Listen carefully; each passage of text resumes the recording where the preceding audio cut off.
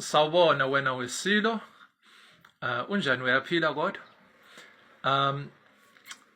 Engifuna ukwenza manje ngifuna ukukhuluma nawe ngolukaHaga ulimi bese ngikutolikele. Khona imfihlo ephathelene nesikompilo labakwaHaga engifuna ukukuxoxela yona. Imfihlo ezokusiza kakhulu, angidlali, ngiyakutshela ngqo, kunjalo nje. Goed, so ek wil nou 'n bietjie met jou gesels oor die Afrikaner mense. Ngifuna ukuxoxa nawe kancane ngabakwaHaga. Iemand het eendag gesê dat daar's een aspek wat 'n mens kan vergelyk tussen die Zulu mense en die Afrikaners, wat vir albei, dis nou vir die Zulus en vir die Afrikaners, baie naby aan die hart is. Kukhona umuntu oke washo ukuthi kukhona okulinganiswa noma ongafaniswa esizweni samaZulu nasesizweni sabakwaHaga okuyigugu kumaZulu nakubakwaHaga. Leyo nto akuyona into eyodwa kanti kuyalinganiswa, kuyafaniswa. Goed, en hierdie ding waarvan daar gepraat is by die Zulu mense is die koningshuis.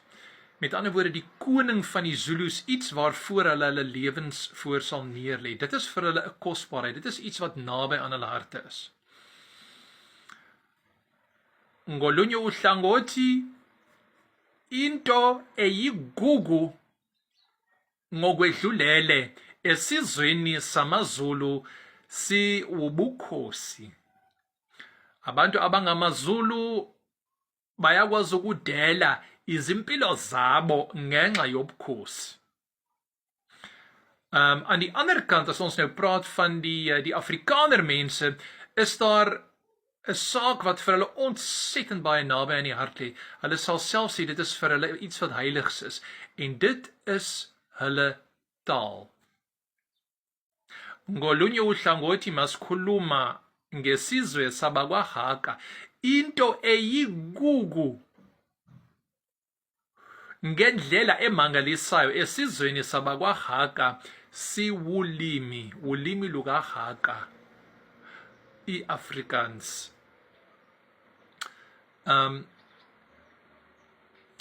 Dalk is dit vir jou moeilik om dit te verstaan, om dit in te sien, maar dit is regtig so, dat so kosbaar as wat die koningshuis vir die Zulu mense is, so kosbaar is die Afrikaanse taal vir die Afrikaner mense. Ngithi, kungenzeka ukuthi kunzima kuwe ukuqonda leyo nto, kanti uma singakhuluma ngamazinga lokuhlonipha noma ngamazinga okuthanda okuthize, singasho ukuthi izinga lokuthanda ubukhosi esizweni samaZulu ezingeni elifanayo, abakwaHaga bayathanda ulimi lweAfrikaans, ulimi lukaHaga. Verstaan jy wat ek vir jou sê? Uyaqonda lokhu engikuxoxela kona? Jy volg, nee? Uyangilandela, uyangithola, uyangizwa na? Nou wil ek vir jou verstel waarom dit belangrik is. Hoekom is dit belangrik?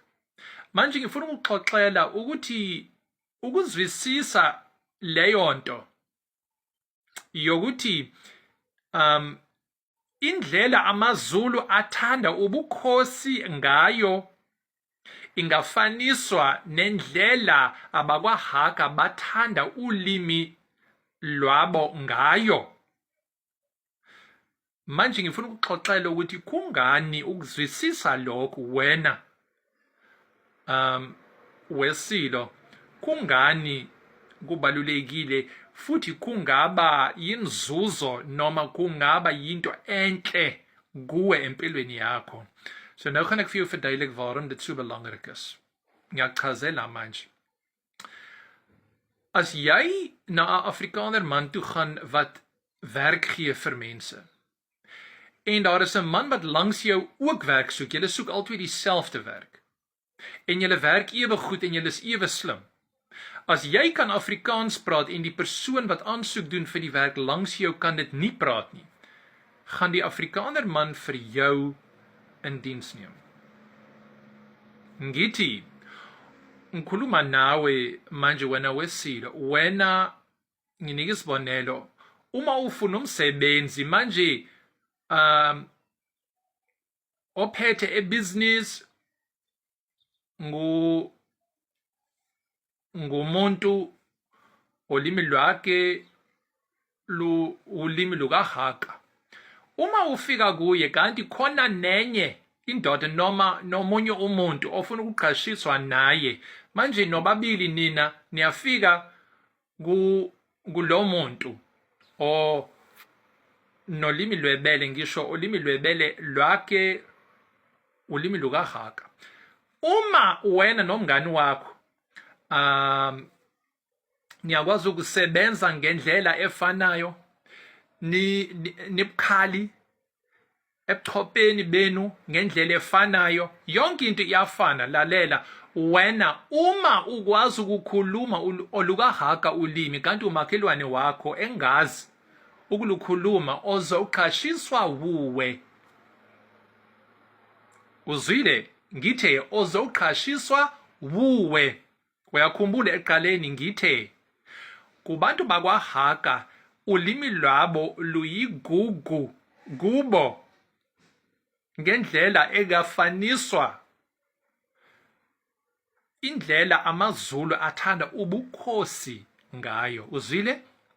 Manje ngiyathemba ukuthi isifundo leso usizwile nawe, ukuthi uma ufuna intuba eya enhlizweni yabakwahaka, qala ukukhuluma iAfrikaans, qala ukukhuluma lukahaka ulimi, uzoqashiswa wena. Kucacile?